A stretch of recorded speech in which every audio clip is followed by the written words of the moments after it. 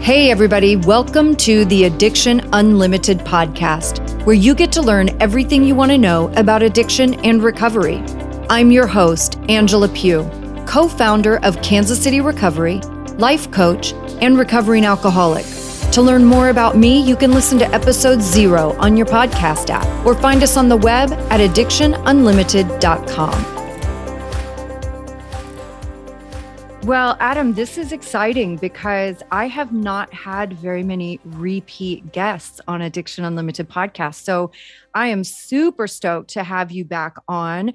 I think everybody understands that there's a correlation. Any addicted person, most of us have some food issues. We are compulsive in most things. So because we are, extreme, we're 100% in or we're 100% out. So anytime that we can talk about food struggles and how to make ourselves better, I'm so open to it. So thank you for coming back on and sharing more tips and strategies with us. Why don't we take a second and tell everybody a little bit about you? Yeah. Well, first off, thanks again for having me on. It was a lot of fun the first time, and I'm excited to speak with you again. So I'm the founder of mybodytutor.com. We're an online virtual nutrition accountability coaching company. I started it in 2007. So this is 15 years now. And essentially what we do is we devise a diet and exercise plan for you. You get paired with your very own coach, and then we help you stick with it on a daily basis through daily accountability, through daily coaching, daily support, and expert feedback. Been at it for a while. As I said, 15 years. We have, a bunch of coaches that work for us now, which is very cool. And I got, very quickly, I got into health and fitness just because when I was growing up, my father had a heart attack when I was in 7th grade. And then shortly after he was diagnosed with multiple sclerosis. So seeing him deteriorate mentally and physically throughout the years until he passed away was really, really hard. So I learned firsthand, that health is true wealth. And I devoted my life to it, to helping people, achieve their optimal health. It's something I wish I would have paid more attention to when I was younger. My best friend, Andy, he and I were just talking about this the other day, like this attitude of, we're very stubborn people and like never listening to the things people tell you, right? And you hear your whole life, because he's also on this wellness journey, right? Fitness and food and everything. And everything we're talking about is the stuff you've heard your entire life. And here we are, like I'm about to turn 50, he's late 40s, and we're talking, we're just laughing. It's like, dude, if we only would have listened, Yeah. If we only would have listened 30 years ago. It's so funny. Okay. So one of the things where I thought this would be a really great time to do another episode together is because it is the new year for 2022. And we were talking a few minutes before we hit record that 2021 was an absolute blur. So Going into 2022, everybody is a little more committed to making changes in their lives. And I thought it was the perfect time to come on and have this conversation about food and wellness and all of those things. What are some strategies that you use in your company with your clients on making changes after the new year? Yeah, well, the first strategy, and I alluded to before, it's what we do, but it is so important, is you have to have a system of support and accountability. Right? If you don't have a system of support and accountability, it's going to be really, really hard to get through the inevitable challenges, right? There's going to be inevitable, lows and inevitable times where you feel like, quitting, and you're like questioning yourself and saying, why am I doing this?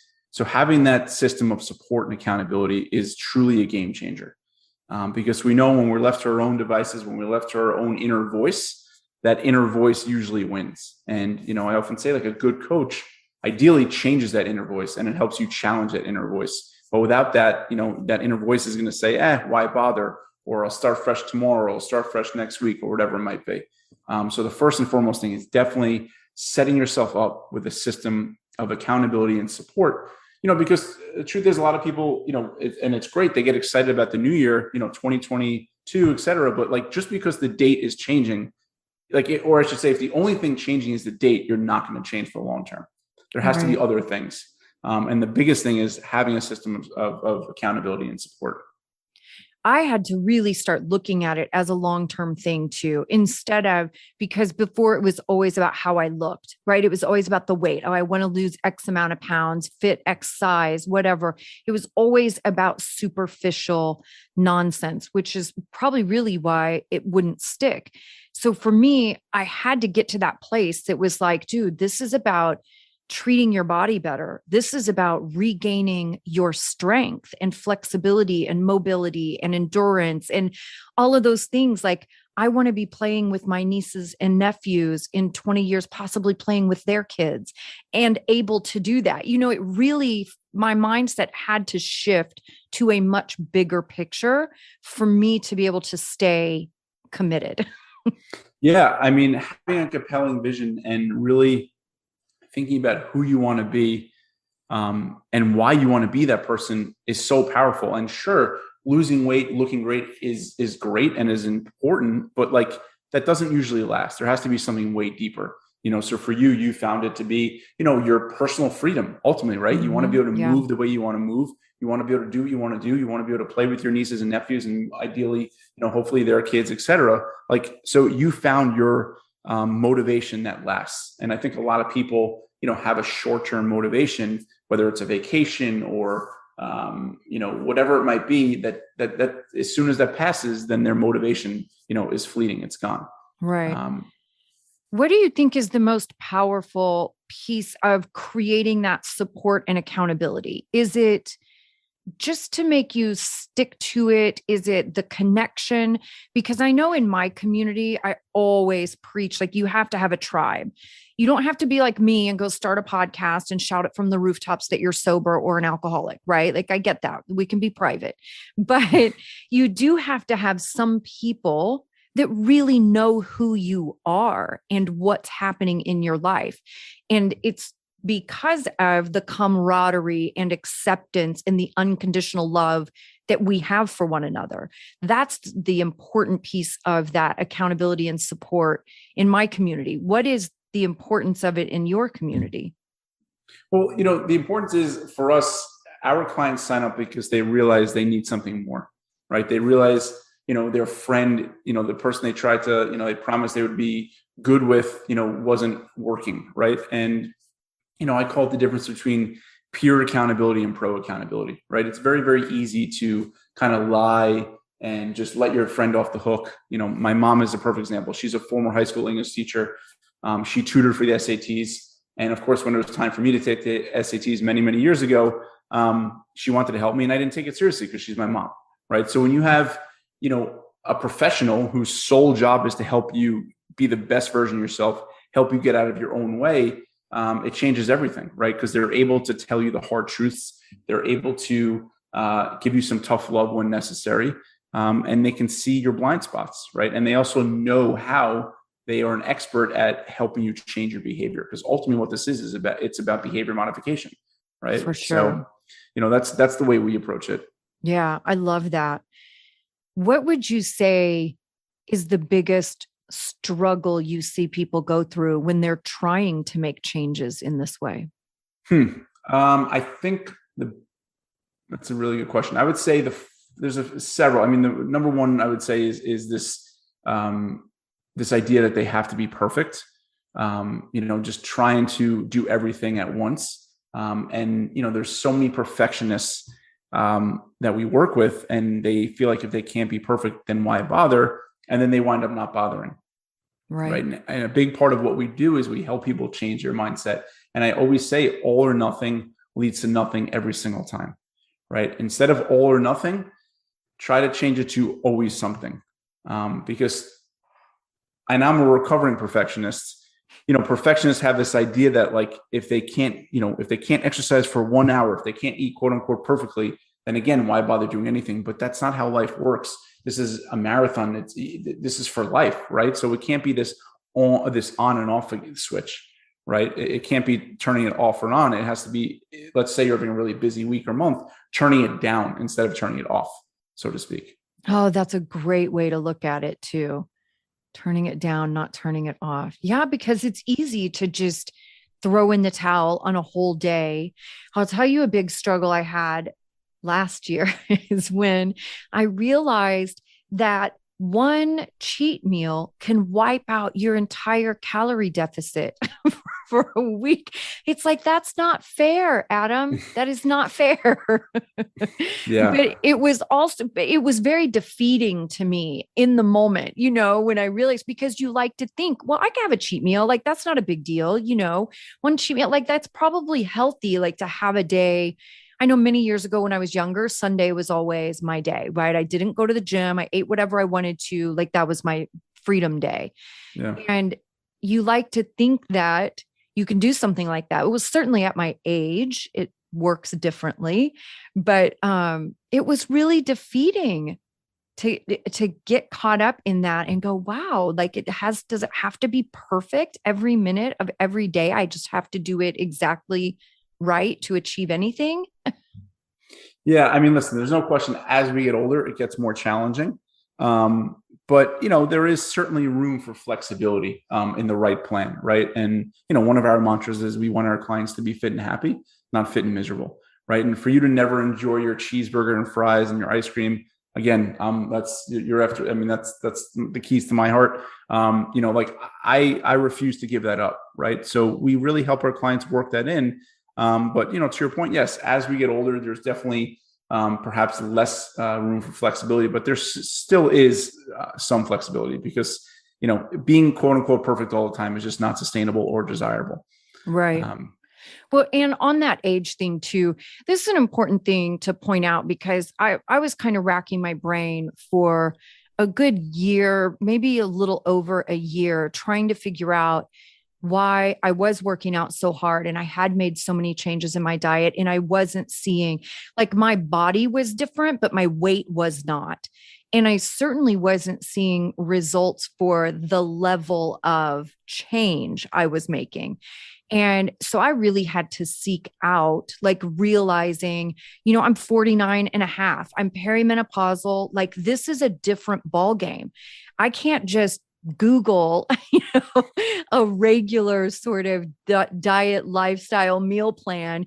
It just doesn't work the same. So I really had to dig into those components and figure out for my body at this stage of life, what works and what doesn't. So I just want to point that out for everybody out there, because I know I'm not the only one around here, midlife and going through this kind of stuff and struggling, right? Like, it's a struggle because you're like, what the heck is going on? Like, I'm working my butt off, For sure. But, the truth is 80% of weight loss is diet. It's about what, why, and how you eat. This is why you see people working their butts off in the gym, even with the trainer, not looking any different. It's what you do between exercise. And it turns out, most of our eating, or I should say, a big reason why people are overweight with their food is, number one, they're eating when they're not actually physically hungry, right? They're emotionally hungry. They're hungry for something else. So, I always say it's never about the food. It's about what the food allows us to avoid and or the void it fills, right? So it's the emotional component. Again, that's a big part of what we help our clients to overcome is emotional eating, stress eating. But it's also, for some people, and no one likes to hear this, but they're just eating more than they think they are, right? So there's just a lot more calories and a lot more food than they think they're eating. This was crazy for me too when I started tracking food, because you are a terrible judge of your own behavior in every way anyway. And food was no different. So again, another one of those things you hear forever: track your food so you can be realistic about and know exactly what you are taking in. I finally did it, tracking my food. And I was like, oh my gosh, like this is not a pretty picture. This is a little too much reality. Yeah. A teaspoon of peanut butter is very different than, when you actually measure it out or whatever it might be. Portion distortion is a very real thing. I can't tell you how many people, I talk with on a daily basis that say, Adam, I eat perfectly and then, but I can't lose weight. And very, very quickly, because we get to work with our clients on a daily basis, you could see why they're not losing weight. Yeah. But there's all sorts of tips and tricks to make it easier and strategies to make it a little easier. So, the inevitable discomfort you face of any change is is way more tolerable. Right. Now I was going to say I'm going to assume, but I'm not going to assume because I know it's true. that you deal with a ton of self-sabotage or people asking, like I have people ask me all the time, even in the drinking realm, like, why am I self-sabotaging? Why can't I get it together? Like I'll do so well for X amount of time. And then it's like I self-sabotage. What is your experience with self-sabotage?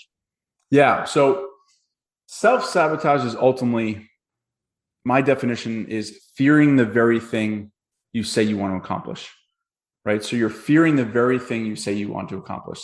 So let's take you, Angela, right? You're a business owner. You're doing amazing things. I love what you're doing. You're helping people. Almost every small business owner I've ever spoken to feels like they have the weight of the world on their shoulders. They feel like they have a lot of responsibility. They feel like they have very little free time, right? But let's say, and I know you do, you want to serve more people. You want to help more people. You want to grow. So you have this disconnect, right? There's a part of you that wants to grow, but there's also a part of you that, feels like you're overworked. You have the weight of the world on your shoulders, et cetera. So most small business owners, they might read some books, they might hire coaches, they might join groups, whatever it might be. But the problem is, on some level, you feel like if you grow, you're going to only be busier, you're going to have less free time, and you're going to have more responsibility, right? So no matter what you say you want to grow, you say you want to serve more people. But on some level, that if you grow, or you feel that if you grow, life is going to be worse off, not better off. Right. So now let's take this to weight loss, right? A lot of people say they want to lose weight, life's going to be better, but on some level, they feel like their life is going to be worse off, right? So they might think, well, if I lose weight, I have to be in the gym for hours a day. I can never eat my favorite food. I'm going to get all sorts of attention, whatever it might be. There's all sorts of things that get in the way, and it's ultimately fear, right? Because we fear the very thing we say we want. And it's because on some level, we don't feel like our life will be better. We feel like it's going to be worse off. And it's usually about what we think we're giving up. Oh, this is so brilliant. Yeah, this is so good. In all of the topics, it is, because I would have never thought of it that way. But yeah, you're exactly right. It's more comfortable to stay the same than to change. Yes. And, until you figure that out, right? So for, going back to the small business owner, the only way a small business owner is going to be able to grow is they have to have the people in place. They have to have the systems in place.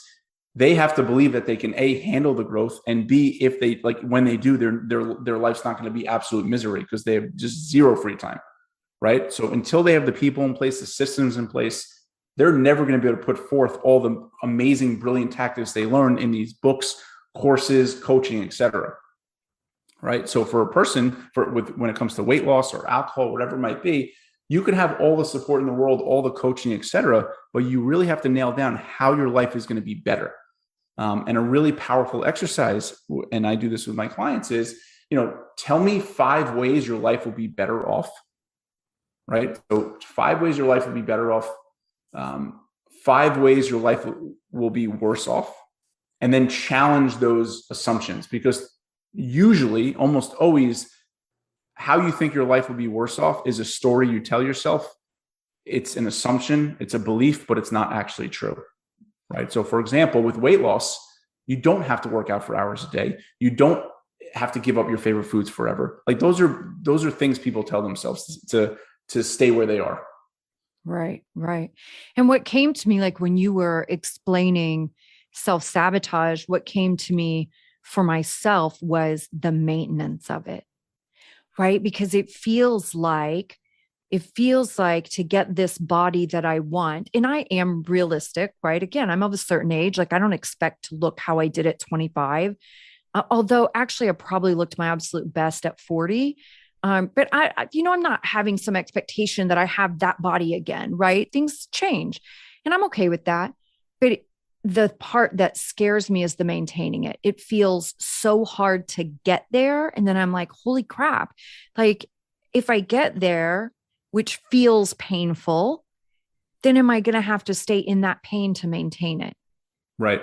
So that's a really good point. So a few thoughts. Number one, if the way in which you lose weight or if the way in which you change is unsustainable, then of course, by definition, it's not going to be sustainable. Right. So it's really important that what you're doing to lose weight, we'll just use weight loss as an example. What you're doing to lose weight is sustainable, is realistic, is practical.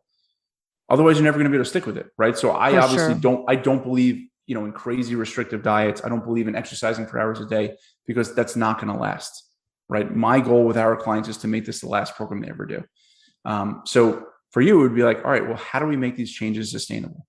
In terms of the maintenance, I hear you. My counter to that would be, listen, it's easy to exist, it's harder to live, and it's even harder to thrive. However, if you ask anyone who's thriving, it is sure as heck worth it, right? For sure, and there is a price of admission to thrive every single day, right? Every single day, there's certain things you have to do. I equate it to like, how long do you plan to keep brushing your teeth, hopefully until the day you die, right? If you want nice teeth, if you don't want your teeth to rot, you got to keep brushing them until the day you die. So there's certain things, right? And there's definitely things required to thrive, but thriving, again, it's well worth it, right? Yeah, for sure. Definitely is. And again, that is one of the things where for me, I'm not being in a hurry, right? Because for it to be sustainable, it's the behavior I have to be good at. It is the getting good at saying no to things. It's the getting comfortable not having 37 desserts at the family gathering. It's the behavior. Right. That's what makes it sustainable. And listen, I'm working on a lot of decades of some bad behavior. So it's just a long-term journey, because I do want it to be sustainable. I want to do this successfully for the rest of my life. And I'm okay that that's going to take some time to get really good at it. It's going to be a lot of practice. A lot of practice, a lot of ups and downs, a lot of times where you quote unquote mess up, missteps, et cetera. But the key thing is, as you're doing, which is amazing, is you're sticking with it. Right. And I always say, if you're driving from California to New York, for example, it's way more effective to go 80 miles an hour than go 100 miles an hour only to burn out. Right. And so many people attempt to go 100 miles an hour. I'm going to do this. I'm going to change my entire life. I'm waking up at 3 a.m. I'm doing this. I'm eating greens. I'm eating leaves, whatever it might be, like these crazy things. And then they burn out within a few days or a week. Right. Always. Slow and steady wins the race, and allow yourself, ultimately the humanity to quote unquote, I don't even like that word, but to mess up, to make mistakes, so you can stick with it, right? Versus saying, all right, I already screwed up, I'll start fresh tomorrow or the next week or next month. Well, I think you always know too what creates your misstep. Like, if I get really honest, when I eat something I don't really want to eat, instead of eating the good thing, I know exactly what the issue is, right? It's that at some point prior, I didn't set myself up for success, right? I didn't have food prepared. I didn't have snacks ready just to grab, to take the edge off of that hunger. And then I let myself get too hungry, and then I'm like, F it, and I'm in the drive-through, So I think we always know what our stumbling blocks are. And I say that, failure is feedback. Like, it's not failure. It's just giving you feedback of where you need to focus and make a few more tweaks to get better in that area. That's all it is. It's just feedback. Exactly. Yep. Absolutely. So for people that are really wanting to embark on a food, fitness, wellness journey, what are some really good beginner steps somebody can take to just get started? Yeah. So you said one of them, which is so important. And it's just often overlooked, but it's really planning and preparing ahead of time, right? Because hunger is our enemy. I don't like being hungry. I don't want my clients to be hungry, because when we're hungry, we're irrational, right? Everything looks and sounds good. We get these crazy ideas of, ordering food and, maybe I'll go there. Maybe I'll go to the soup. Like, you got to protect yourself from yourself, right? So preparing ahead will make it so much easier, so that you don't let yourself get really hungry. And of course, again, if you get really hungry, you get really irrational. So that's number one. Take some time, plan some snacks ahead, prepare them ahead of time. You will set yourself up for success. We all have limited self-control. So we want to use our limited self-control to put ourselves in situations and environments where we don't need self-control. Right. So set yourself up for success. That. Yeah. So that's number one. I think another thing that's really powerful is,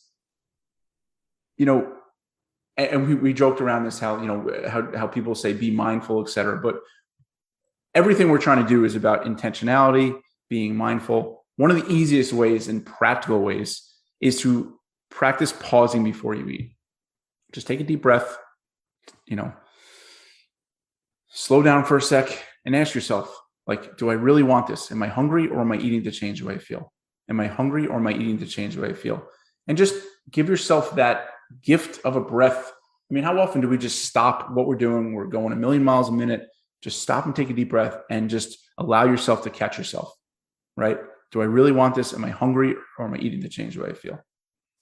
That is so powerful, because so much of the eating we do is emotional eating, stress eating, mindless eating, right? We want to give ourselves a chance to catch ourselves. Yeah. And comfort eating. Yes. They call it comfort food for a reason. Absolutely. And I just want to point out too, because you said intentionality, and I just want to stop on that word for a minute, because I know this is such a buzzword right now too, for sure. Intentional, be intentional, but nobody ever tells you what that really means. Right. So being intentional, and I know my listeners have heard me talk about this in other episodes, but being intentional means that you are choosing to do something intentionally. You are making a choice on purpose. So when I choose my food, I'm being intentional. Like when I go grocery shopping, right? Or I get my groceries delivered, I am purposeful in how I make my grocery list. I don't keep ice cream in my house, because for starters, it would last 4 seconds and it would be gone, right? But I don't keep cookies. I don't keep crackers, like all the things that I love, but I don't want to be eating that stuff because it makes me feel terrible. So I am intentional about what I bring into my home. So I just wanted to cover intentionality, like be intentional, do it on purpose, choose with intention. Very smart. I like that. And, I think to add to that, I would say, if we were trying to figure out or set up our environment so we're not intentional, what would we do, right? We'd have cookies everywhere. We'd have ice cream in the freezer. We'd have the crackers out on the counter, right? We would set it. That's the type of environment we would have if we didn't want to be intentional with our eating. So we want to set our environment up as well so that we can be intentional, right? Sure. For me, I also think about, just scrolling on my phone, right? Do I want to be on my phone right now? Do I want to be on social media, on Instagram, whatever it might be? Am I choosing to do this, or is this kind of just a default behavior? And the easiest way to change that default behavior is to change your environment. Right. Right. And listen, even me having my groceries delivered is intentional, because if I go wander around the store, I promise you, I'm going to end up getting a bunch of stuff that I don't want or need. So people think I get my groceries delivered just because I'm spoiled, but it really is. It's a self-control thing for me. It's like, I don't need to go roam the store and talk myself into, potato chips and ice cream and all the things that I really love. And I'll tell myself, oh, I'll just have a little bit. Yeah. Just that in itself is being intentional. Just let me make my grocery list, have it delivered, and I don't have to worry about it. Much easier to say no in front of your computer or even at the supermarket than it is once it's home, right? Once it's in your house, it's going to get eaten. Especially like once I've eaten, like I'm not hungry, I'm not in a mood when I'm doing it, right? So I'm not searching for any kind of emotional payoff from my food. And that all of that is being intentional. Yeah, I love that. So setting up your environment, plan and prepare, pause before you eat, set up your environment. Yeah, I also think it's, understanding your triggers, right? So defining your triggers is really powerful as well, because like you said, we all know when we're kind of not setting ourselves up for success. But if you can identify your triggers ahead of time, right? So it might be, your partner is, not giving you the appreciation or the affection or attention you need, or your boss is being a jerk, or your clients are overwhelming you, or whatever it might be. If you can understand your triggers and come up with different ways to respond to those triggers, then you will be setting yourself up for success. Because we all have those default things where something triggers us, something annoying happens, something bothers us, whatever it might be. And we have this default behavior. And of course, we're all trying to change some of these behaviors, right? Or at least the ones that we don't like that are not serving us. So first step is identifying those triggers. When do you stumble the most, right? And then I label those write them all out. And then you can come up with different types of ways to, respond to those triggers. That's awesome. Any other advice you would have for anybody starting this journey and like really coming from bad behavior like myself, where you're really changing a lot of behavior? Like I say, you can't be a person that goes to the gym 5 days a week if you're not even a person that goes to the gym for 5 minutes, so start small. Like don't go into the all or nothing thing. And that's what I see people do so frequently, even in the addiction realm, right? Because we do a lot of goal setting and stuff, but saying, okay, I'm going to work out 6 days a week for 2 hours every single day. I'm going to do an hour weights and an hour of cardio. I'm cutting out sugar, all these things. I'm like, whoa, dude, that's crazy. Yeah. Like I pick 25% of one of those things and just focus there, Starting small is really powerful. The challenge is our brain is wired to think it's not good enough, right? So it feels like we have to make bigger changes, and there's always going to be this party that says it's not enough, it's not worth it. And you have to catch yourself and challenge yourself, because the goal is long-term change, not short-term change, right? I don't care about, my clients losing weight, for a month and then gaining it all back. I want this to be the last time they ever lose weight. And the only way to do that is to really change your behavior, change what's going on between your ears, right? As we call it, your MPH, your mindset, psychology, and habits, and allowing yourself to really build the habit and making sure it's second nature versus a willpower-based thing, right? A willpower-based thing to me is just like you're willing yourself to exercise or do this for X, Y, or Z. Like, no, it has to truly feel like second nature. Yeah. Yeah. It has to be a lifestyle. Yeah. And I think too, sometimes it's okay to do more if you want to do more. But for me, when I set a certain plan in motion, I am sticking to that plan no matter what. Like when I started my fitness thing, I was doing all classes because it was coronavirus too. So, gyms were, once they reopened, it was kind of crazy. But the deal I made with myself was I was going to do 1 or 2 classes a week. And if I started the class, I had to finish the class. That was it. That was it. I didn't like carve it out. It has to be these days. It has to be this length of time. But if I started, I had to finish. I could rest as many times as I needed to, so I didn't die. But I had to stay to the end because that's a challenge for me. I've been a quitter my whole life. As soon as it gets uncomfortable, I bail. So that was huge. And I just told myself, if you want to do more classes, or if you want to do more exercise through the week, you can.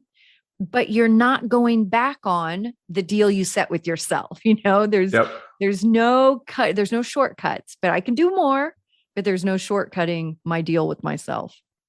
Yeah, that's great. I mean, I think, you also touched upon something that's really, really important, is that any change by nature is going to feel uncomfortable, right? If you do what you've always done, it's going to feel comfortable. That's just the way it is. If you do what you've always done, it'll feel comfortable. If you do something differently, by nature, it's going to feel uncomfortable. And I think the word discomfort, I think the word uncomfortable gets such a bad rap. But to me, the way I approach it is it simply means you're doing something different.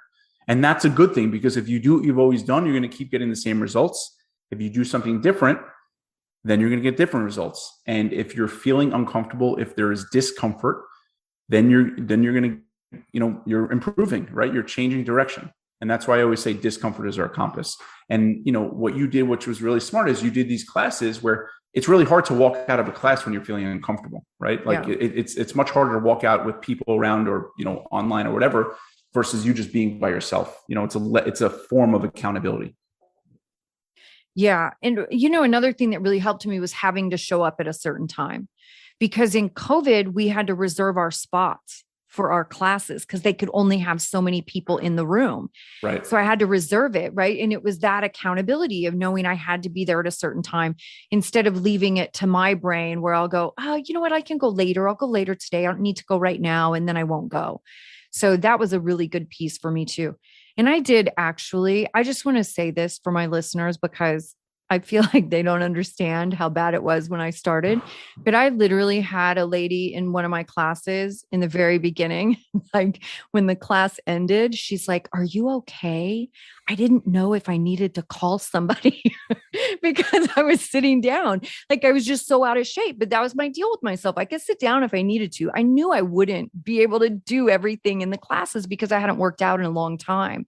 And I didn't realize how bad I was until I got there. But that's how bad it was. Like she literally thought she needed to like flag down medical help for me because I was sitting on my mat. But I didn't leave because that was my deal with myself. I rested, I got some water, and when I could, I got right back into the workout and I stayed to the end. That's amazing. That's it's great. So freaking hard.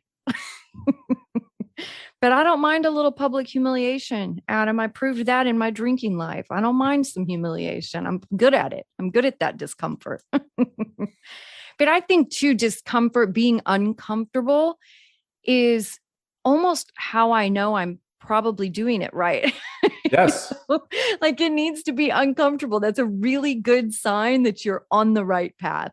Because my comfort zone was gross and uncomfortable in its own way, right? But I certainly don't want to stay there. There's no question about it. Discomfort is our compass. And, something, I think a lot about is like I call it TFD, our tolerance for discomfort, right? Our TFD, our tolerance for discomfort. The more TFD we have, the more successful we'll be, the more we'll be able to get to where we want to be. Amen. And, part of that is working on ways to improve your TFD. And obviously I'm biased, but I've been at this for 15 years now. I believe in it more than anything in my life. Having a coach, having support, having accountability, having people around you can really help you improve your TFD, but it also helps you get through the discomfort because of course, discomfort is hard. If it was easy, we'd all do it, right? If change were so easy, we'd all do it. We'd all do it on our own. So, I just think though, the more you can, improve your TFD, your tolerance for discomfort, the more successful you'll be. There's no doubt about it. Amen to that. Adam, thank you so much again for coming on and doing this episode with me. It's so good to have you back and good to see you. I'm glad you've survived coronavirus and all of its never-ending drama. I appreciate it. This was a lot of fun. And if you guys want to check me out, go to, mybodytutor.com. I'm happy to answer any questions. You can always shoot me an email. I'm on all the socials, most active on Instagram and Facebook at mybodytutor as well. And, I love what you're about, Angela. I think what you do is amazing. And this was a lot of fun. So thank you again. Thank you. You've reached the end of another great episode of the Addiction Unlimited podcast. Candid and honest conversation about addiction and recovery. Be sure to visit us at addictionunlimited.com to join the conversation and access show notes and links to everything we talked about. Love this episode? Please take 30 seconds to subscribe, rate, and review on iTunes to help us improve and give you the information you want. Thanks for listening. See you next week.